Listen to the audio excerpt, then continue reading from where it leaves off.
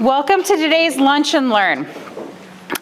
In the spirit of respect and reconciliation, we acknowledge that we are gathered here today on Treaty 4 territory, the ancestral land of the Cree, Anishinaabeg, Dakota, Nakota, and Lakota nations, and the home of the Métis people. My name is Melissa Shaw, and I'm the General Manager of Cultural and Aquatic Services, and welcome to the Swift Current Museum today. Our washrooms are located just through the rear of the store in the hallway.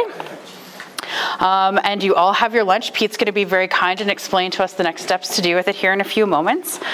Before we get going, I'd like to say a quick thank you to the City of Swift Current, Sask Lottos, and Sask Culture for their continued support of the museum and our programs. Today, we welcome Pete Leroux on the topic of a walk between two docks. Pete spent 46 days hiking the Great Divide Trail. An unbelievable feat all on its own, I must say. So we're really excited to learn what this 1,200-kilometer hike was and some of the fun things that Pete learned along the way. So without further ado, please welcome Pete.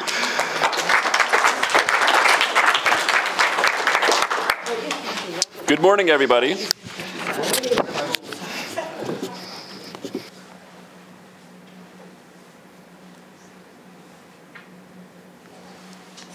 Is that working? I'm a bit of a walker and a talker, so I'm not sure this microphone's going to work, because I can't stand here and do this for... If you really want to, just pull straight up. Yep. Perfect. That'll be much better. All right. So before I get started, let's talk about lunch. So Corla and I had conversation. She was talking about sandwiches and all sorts of different things, and I said, well, let's do like a true backpacking lunch. And then they got back to me and said, well, backpacking lunches are fairly expensive. They're a little outside our budget. And I'm like, well, we're not buying them from a store. We're going to make them. No backpacker trash can afford store-bought meals. That's ridiculous. So what you've got in front of you is my favorite backpacking meal. Andrew Skirka's Beans and Rice. Andrew Skirka is a famous backpacking outdoorsy guy. He's done Trans-Alaska, he's done Trans-Yukon, he's done all sorts of stuff over the world.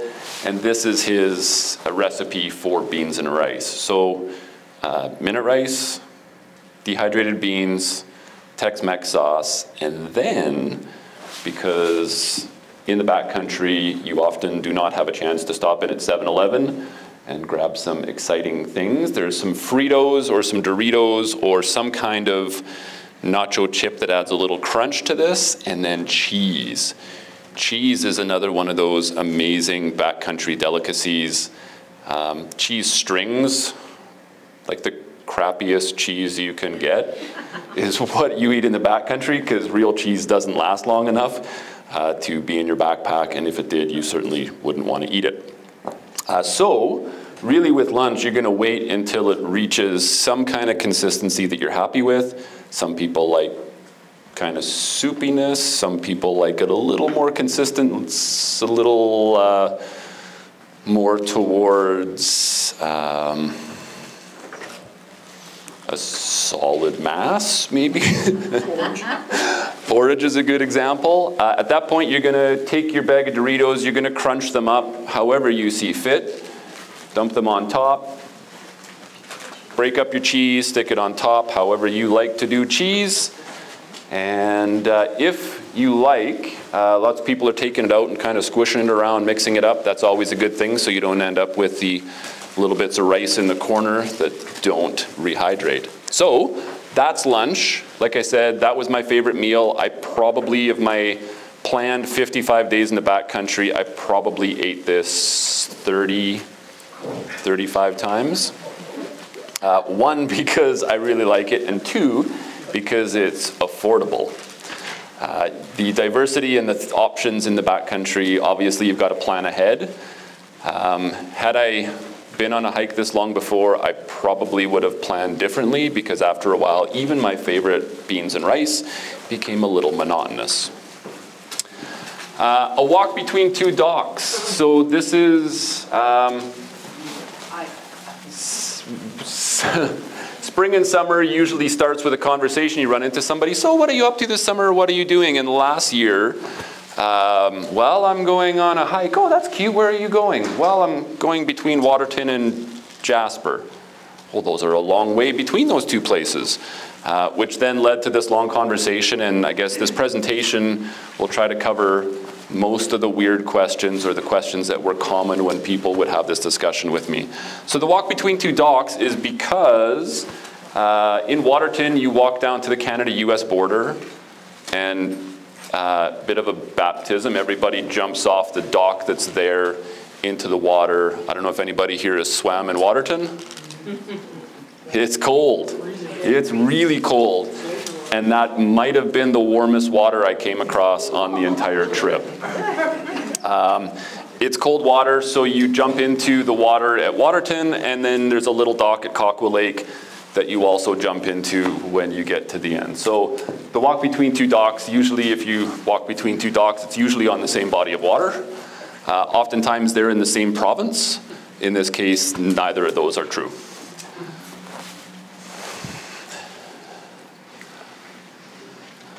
So like I said, this is all about what I did last summer. This is the line of questioning. So latitude 54, so that's at Kakwa Lake Provincial Park. It is a beautiful, remote provincial park. So remote, in fact, that you can't drive there. You can walk, or you can get in by horseback. You used to be able to quad, but the bridge that crossed a reasonably swift body of water is no longer there. They've removed it. So you can helicopter in, you can horseback in, or you can walk in. It is stunning. It makes Louise and Banff look like dumps. And I think the best part of it is that there's nobody there.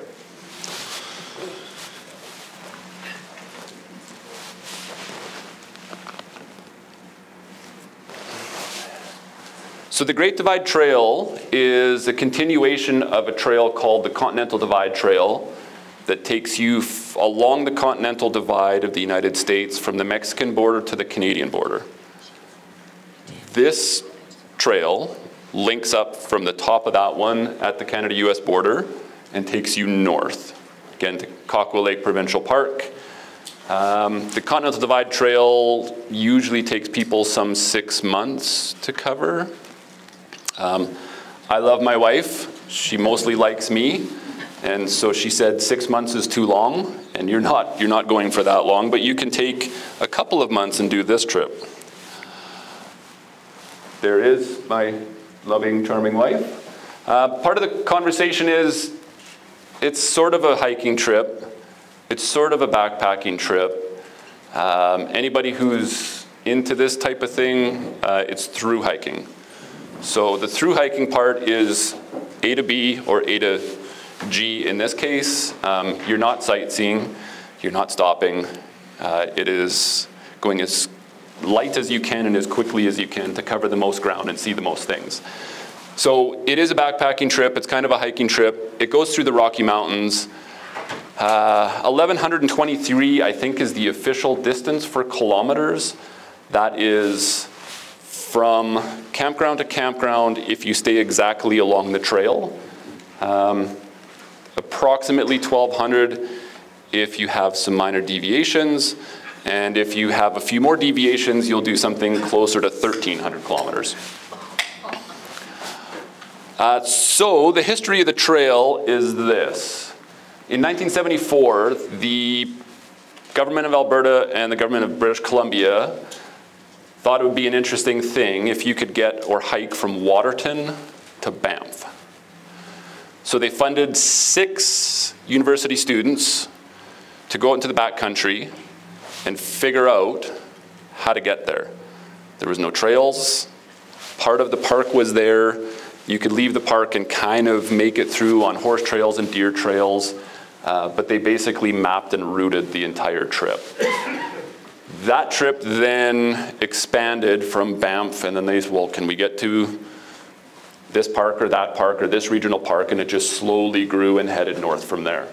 At Kakwa Lake Provincial Park, there's some fellas a couple summers ago that headed north from there, and I think they made it another 200 kilometers over 14 days. They had to be helicoptered out, they ran out of food. the bush is just so dense they could hardly walk. But this first group led to the establishment of the Great Divide Trail in 1975 and 76. One of the cool parts of my trip is I ran into a guy doing trail maintenance who was one of those first 6. He's been part of the association and doing trail building for coming on 50 years. So, it's a wilderness hike trail through the Canadian Rockies. Great Divide Trail closely follows the Continental Divide between Alberta and British Columbia, crossing the divide no fewer than 30 times. Anybody who's crossed the Continental Divide knows that usually you have to go up to cross the divide and then down. That's why they call it the divide, because the water goes one way or the other. It begins in Waterton Lakes National Park, again connects with the Continental Divide Trail, and then north to Kakwa Lake. Great Divide Trail is not always officially signed or even trailed.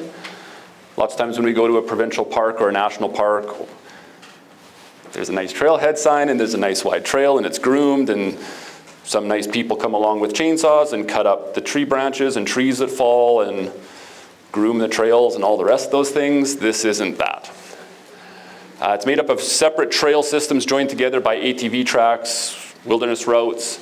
Passes through 5 national parks, 8 provincial parks, 3 wildland provincial parks, 2 wilderness areas, and 2 special management areas, with 60% of the trail located in the Rocky Mountain National and Provincial Parks.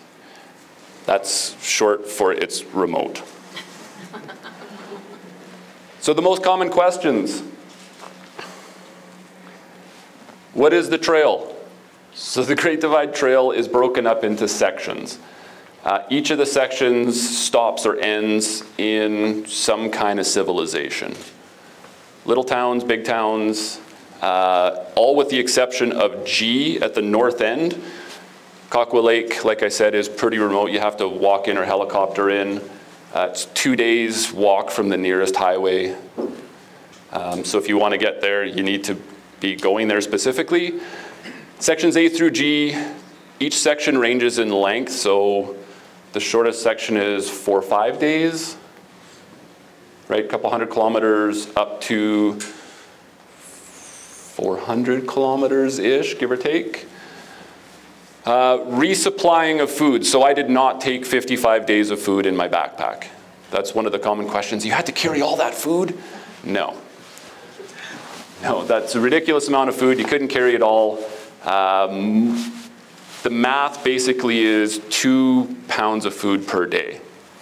That's about 2,500 calories a day, which is enough if you're doing nothing to kind of sustain your daily needs. If you start, lots of people, well, you should have taken more food. Sure, except you got to carry it. So every day that you've got more food, you can hike less kilometers because it's heavy. And then you need more food because you were on trail longer. It's this vicious cycle of food versus weight.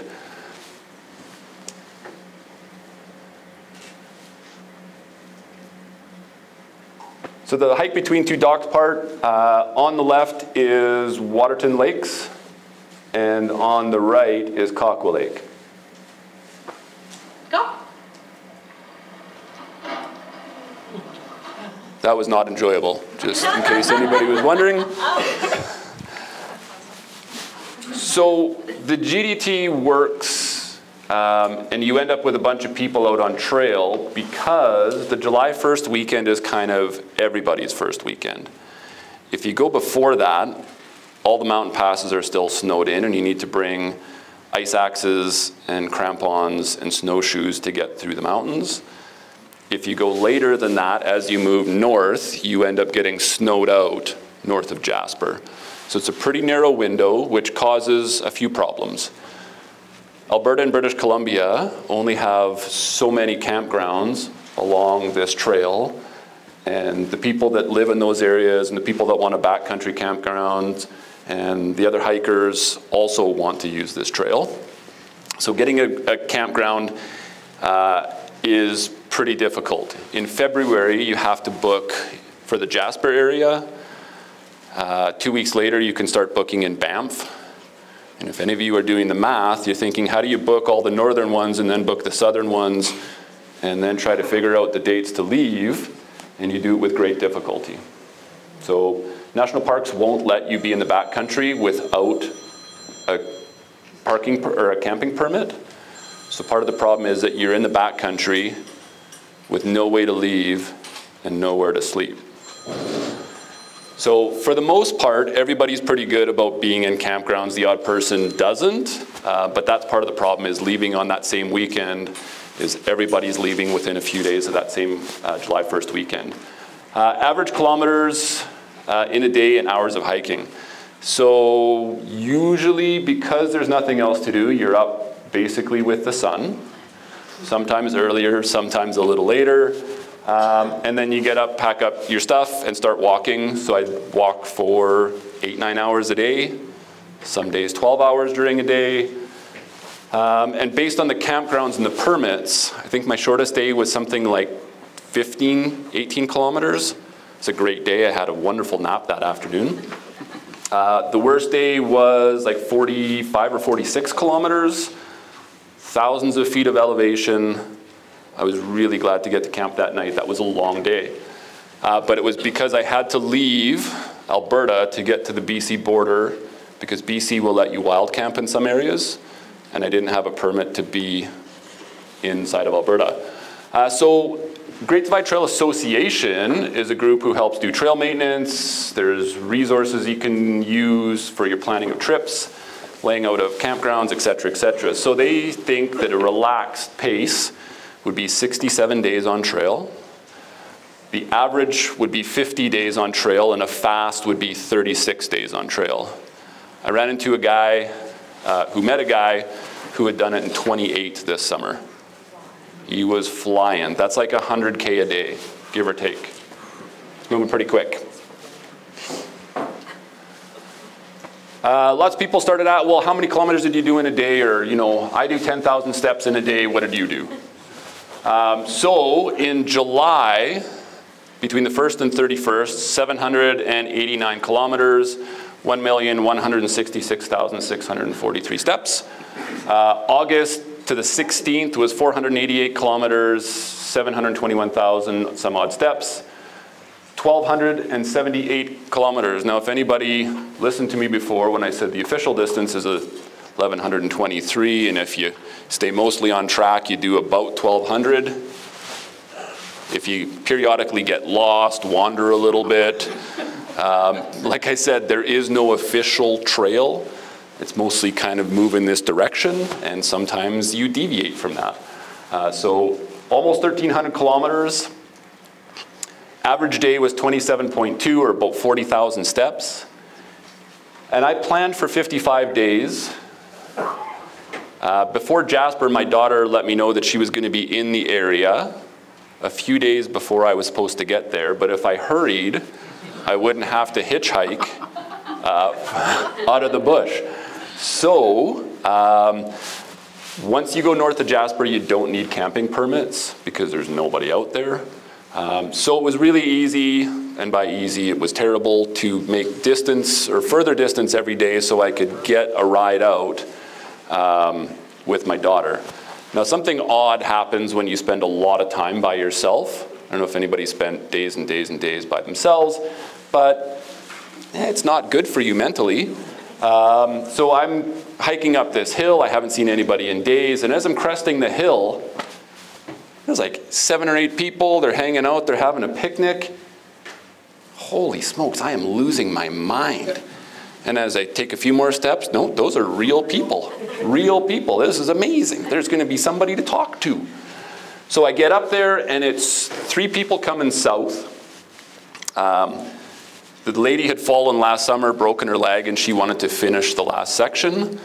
And 4 gals that were headed north, same direction as me, and they're having this conversation, total strangers, but if we give you our car keys, will you take our car that we parked by Coquille Lake and drive it to Jasper, and then text us the parking lot that you're going to leave it in? That's the conversation that I walked to. And then I thought, I'm losing my mind because this is crazy. And then the best part was the guy says, hey, you could jump in with the girls if you want. and get a ride out. So instead of Kakwa Lake hiking 2 days, getting to a highway, and then hitching back into Jasper, I've got a ride. Things just took a turn for the better. So 47 days of hiking is what I actually ended up doing, because I had to go faster and faster. And then 6 zeros. If you're not into backpacking and hiking, zeros don't make sense. So 0 is I walked exactly 0 kilometers today. That's like hang out. When I got to Coleman, the first town, I sat in my shorts because you don't have a lot of clothing. I got 2 pizzas, a liter of Coke, and a case of beer.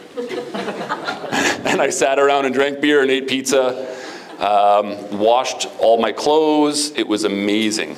We take for granted so many things like running water and lights and climate control and walls, all sorts of things. So, picture of my watch, so almost 13 hours,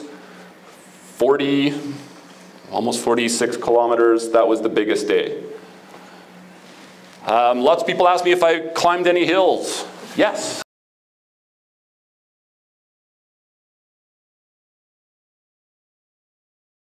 Yes, indeed I did.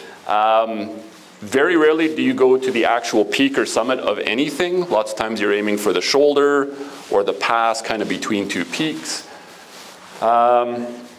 July, that month, was just shy of 2,700 vertical meters of ascent. My watch only counts the up, not the down. In August, just over 1,300 meters, total of just over 40,000 meters of ascent, or 132,450 feet. So to equate that, since all of us have gone there, everybody's been to Everest? Neither have I. But Everest is something that's, for whatever reason, people think they can put their mind to. So that would be the equivalent of going from Everest Base Camp to the summit 11.5 times. So yes, you go up some hills. Did you see bears? Everybody, my mother included, was very concerned with bears. Here's a secret. Bears are not interested in you. They don't want to be anywhere near you. They are the cats of the forest. Right? They're not interested in being around you. They don't want to have anything to do with you. And they hear, see, and smell you, and specifically in a hiker's case, way before you see them. But did I see bears? Yes. I saw a great big black bear in Banff National Park. And on day 1, I saw a nice little brown bear. Also, elk, ram, sheep, deer, tons of forest frogs, skunks, porcupines, just about everything that's out there I saw. But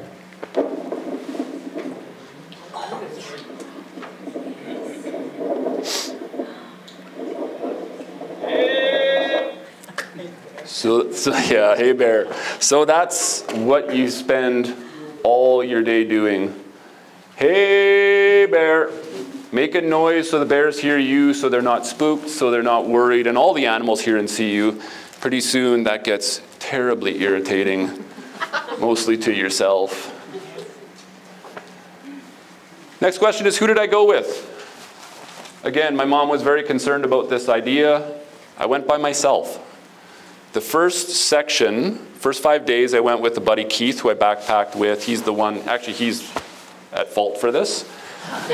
Because a few years ago he said, hey, you want to go on a backpacking trip? And I said, yeah, I've never been backpacking before. This seems like a great idea. Which then led to figuring out that there's a great big trail, which led to, yes, I should leave my life for 2 months. So the first few days were with Keith. Then I was supposed to be by myself for the next 50 days. But when I was saying that everybody leaves that same weekend, you run into all sorts of people who are also on the trail, and depending on where their campsites and their camp permits are, or when they're coming on and off trail for 0 days, you end up with people.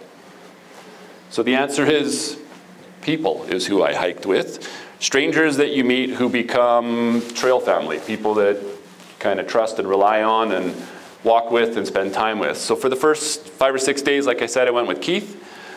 Supposed to be solo. I spent 14 days, I think was the longest I went without seeing anybody. So I met people from around the world, and this is, I think, one of my biggest takeaways from this trip is I met people that have traveled from all over the planet to come and be in the backcountry and do sections or this whole trail. Ireland, England, Germany, Hungary, Romania, Australia, US and Czechoslovakia were some of the groups and people. We have this amazing, remote, unmolested backcountry. It is so virgin and beautiful, and I don't think we take that or appreciate it the way we could or should. Lady that I met does photography for an outdoor magazine, and she said she just got back from Everest. She's been to the Alps, she's been all over the world.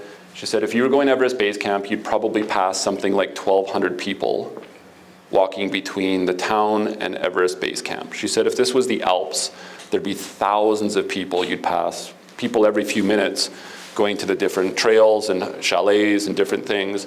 She hadn't seen anybody in 3 days, right? We've got this beautiful remoteness that we just don't appreciate the same way as other people do around the world. More people that I met. The top right is a group of air cadets from England who were on a trip that they planned. There's a group of adults with them to kind of supervise and chaperone, but this group makes all the decisions. So they were doing a 4-day backcountry trip. The bottom right, the older guy, is a guy I spent 5 or 6 days with. He did an undisclosed technology for an undisclosed 3-letter government agency that does secret squirrel stuff in the United States. He couldn't tell me what he did, but he made technology for these guys, and I'm pretty sure it was the CIA. Because then he was telling me about his buddy in the CIA that he went hiking with here, and his buddy in the CIA that he went hiking with there. But he couldn't tell me what he did. So one of the questions is why? Seems like a dumb thing. Nobody wants to walk 1,200 kilometers or 1,300 kilometers. Nobody wants to sleep outside for 55 days. This seems like a stupid idea. And you're right, it is. But part of it is because it's there, something interesting to do. I like challenges. I like to do difficult things. Part of it is adventure, adversity, seeking discomfort and challenge, and overcoming resiliency. So I don't look very comfortable in that picture. My Achilles tendons swelled to the point where I couldn't bend my ankles. So at that point, I had limped some 200 kilometers so I could get to the finish. 49th or 48th, arguably, for Waterton for latitude. So that's 6 degrees of latitude that we cover from point to point. To head out, I'm not a mountain person. Up until this trip, I'd never backpacked or been in the backcountry for more than 3 days. I'd never been by myself for 2 weeks. Never done anything like this. And this came up often in my head. So Ernest Shackleton's newspaper advertisement in, I think, 1910 or something like that.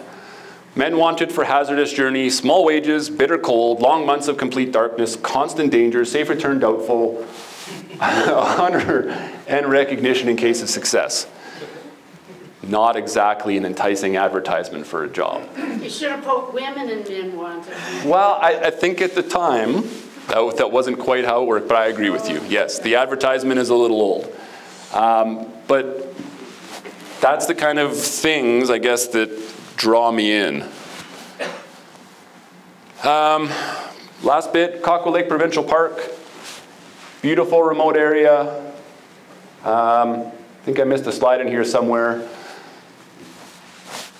So most of our lives are spent, right? We get 3 weeks of holidays, 52 weeks in a year. You slave away for 48, 49 weeks a year. Do that for 25, 35 years. Maybe then you can retire. By then you might still be capable of doing some things physically that you want to do.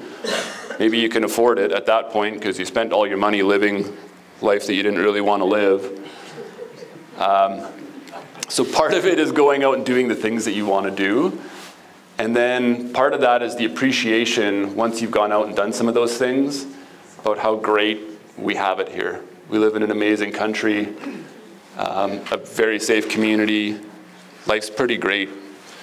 I take for granted, and I think every time I go out backpacking, I come back with a new appreciation for flipping on a switch and there being light, right? Turning the tap and there being hot water. Sleeping in a real bed that I didn't have to inflate. Oh, yeah, you don't want me to use that again. All right, so 2 quick things out of the photos. Yes, that was a cat in a backpack. Not unlike taking your dog, this lady and her kid hikes with the cat. And the cat walks by itself, and when he gets bored, he jumps up in the backpack and squirrels himself away inside. And when I met them, she says, "You want to see something weird?" I said, "Yes." I've been by myself for days. Of course I want to see something weird. Then she shows me the cat. The other part is lots of those beautiful rivers are really lovely until you have to wade through them. Yeah. So hundreds of crossings of water, anywhere from ankle deep to chest deep. And it sounds great, except when you watch the water melting off the glacier and you stick your fingers in to test it and you So, any questions? You had a question before I even started. Me? Yes. Well, I must tell you that I lived in Quito in Ecuador, which is at 5,000 feet for 5 years. And whilst we were living there, we were missionaries, and we got this strange call from the diocesan center to say that this young guy that was really crazy had come in. He didn't speak much Spanish. Would we talk to him? So my husband, who was fixing our car, said to me, "Bev, if he's halfway decent, I'm going to bring him home." So Duncan goes down to pick him up, and it's George Megan, and George Megan walked from South America to Alaska. And he stayed with us for 2 weeks, and it was fantastic. And then when he was ready to go on, he had my husband drive him back to where he had dropped him off, and he took him. But whilst he was there, he wanted to buy a few things to take home. His wife was Japanese, and she had to go home because she was having a baby. And his mother was in England. So we wanted to have a few souvenirs from Ecuador. So we sent our 10-year-old son down with him to be the translator. And Ian came back and he said, "You know, George didn't really speak much Spanish." And I said, "Oh." But he said, "When I explained to the people what he was doing, almost everyone gave him the gift to take home for free." And besides that, I said, "They're going to live off that meeting, George, for the rest of their life." But he was fascinating, and he had been all the way north, and he ended up, I've asked for his book because I haven't ever read it, and the library said here it's not in Saskatchewan, but they're trying to find it for me. Very cool. But I admire what you did, and I was going to ask, did you just drink all that water along the way? Was that your main drink, the water? That was the only drink, yep. Water filter, absolutely. Hugh? Multi-point question, if I could. Water was one of them. But it was a nice slideshow there, but there's only one day I saw it rain. How tough was it walking on rainy days, for one thing?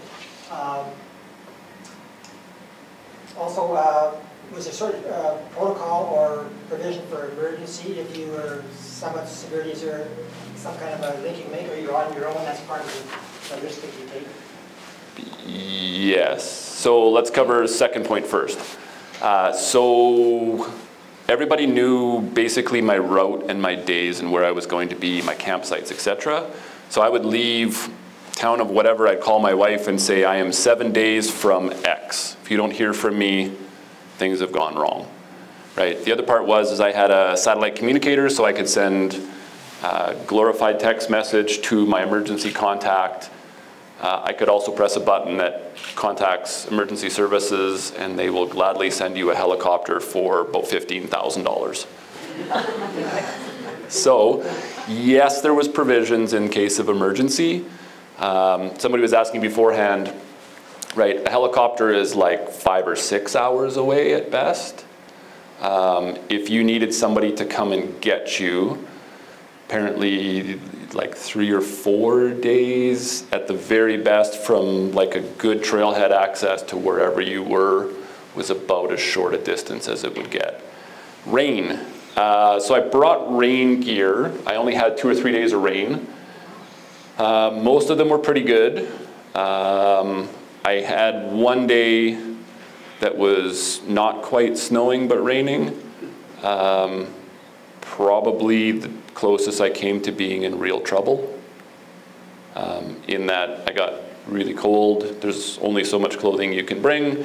You start getting cold, and struggled to set up my tent and start my stove so that I could cook supper so I could start to warm up. So that's, yeah, rain is an issue, the mud, and I'd say wet shoes, but it was always wet shoes because you were always wading through some river or some stream or something. And I mean, one of the guys I hiked with, every time we got to a crossing, he would take off his shoes and carry them across, and yeah, at some point I can't be bothered. I'll just walk through and deal with wet shoes for an hour or two. So hope that answers those questions. I have a quick question about your feet. Yeah. So because you have to deal with like your feet rubbing in wet shoes, and right, tell me about what your strategies were in order to protect your feet. Okay, so I struggled every other trip with terrible blisters. So I did Injinji toe socks, which are like, they separate your toes, they look ridiculous, but they're super slippery.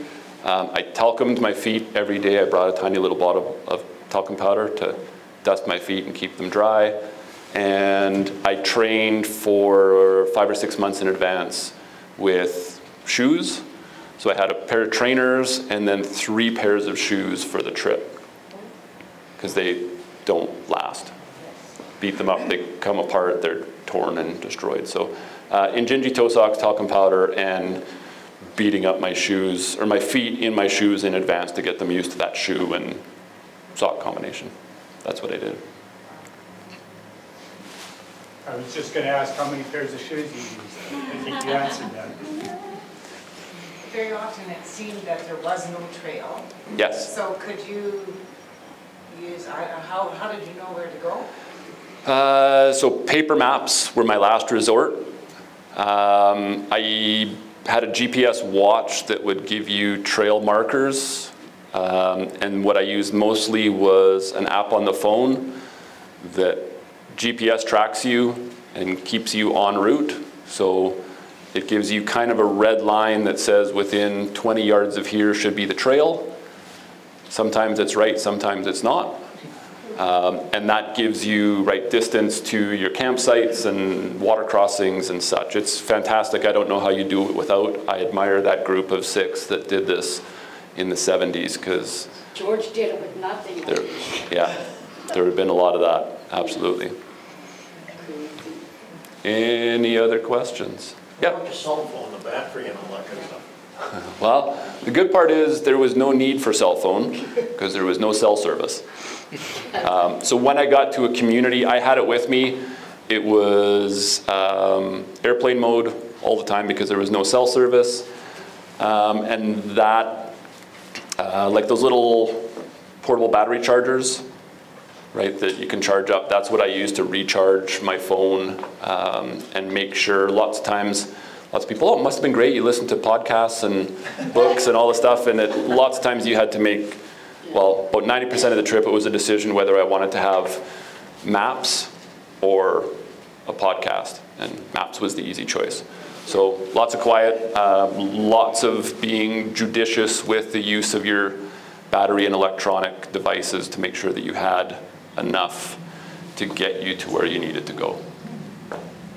So yep. How many communities were along the way? I mean, you said you would get to a campsite, everything. So was that just something that, I know the odd time there's a little cabin or there's... Okay, so 5 communities, Coleman, Field, Banff, like you go through Sunshine Ski Resort, Saskatchewan River Crossing, which is a spot on the highway. There's a little hotel. Jasper is the last bastion of civilization, and that's the communities along the way. So my resupplies, I mailed file boxes a month and a half before I left, and then called ahead to make sure that they'd received them, because that was, most of those places, there's no grocery store, there's no place to buy anything really. So campgrounds, Parks Canada is not particularly interested in maintaining backcountry campgrounds. So that green porta potty, that green throne, was probably the loveliest toilet that I saw. I was pretty excited when a campground had some kind of bathroom provisions. Lots of times you'd get somewhere and it would be kind of a clearing in the trees. Sometimes they'd brought in by helicopter bear lockers or a bear hanging so you could hang your food so that the bears couldn't get to it. Very rarely, unless it was, the closer you got to a community, right, 1 or 2 days out from Banff or Jasper, the backcountry camping, which was less backcountry and more front country in backpacking terms, was pretty nice, right? People from that area use them. It's pretty easy to hike in and use them as a weekender, but the more remote stuff was remote. There wasn't a campground there. Clearing in the trees, patch of gravel, something like that. Yep. 2 quick questions. Did you go through Castle Mountain area? Yes. Yes. Okay. Yeah. It was a surprise because it's not on any of the signage and maps in Great Divide Trail Association. We may have inadvertently crashed at the hostel on their couches in their lobby. Yes. Second part to that was, fire lookouts. Did you come across any fire lookouts? So no lookout towers per se. At one point before Banff, lots of smoke, started to smell, started to get thick, and I guess my thought process was this, is that I can't see any water bombers and I can't see any of the bird dogs that come overhead and warn people to get out of the way, so they're not that close, and I really don't have any options because, yeah, I'm about as far forward as I am back, right? Like I can go backwards to Coleman for 4 days, or I can go 4 days forward to Banff. So that was kind of it really doesn't matter, and if they want to evacuate me, I guess they'll come find me. Yeah. I think we need to wrap up. So thank you very much for listening. Appreciate you guys all coming out.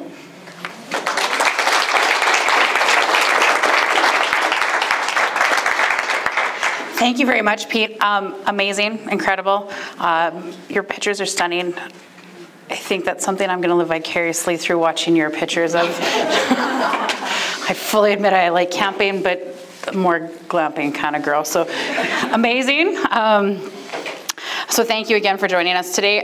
Just a quick reminder, our final Lunch and Learn of the first part of 2024 will be held on June 12th when Dr. Bradmere, and I'm going to mess up his last name, I'm so sorry, Getvy, will be joining us to give a presentation on why we need more natural friendly agriculture. This presentation will be run in partnership with the Naturalists, and they will be holding their regular meeting directly following that lunch, so please join us for that. Also, our Write Out Loud series that we are hosting here with the Lyric is this evening. We'll be joined by author Matthew Anderson, who will be talking about The Good Walk with opening act Hugh Henry.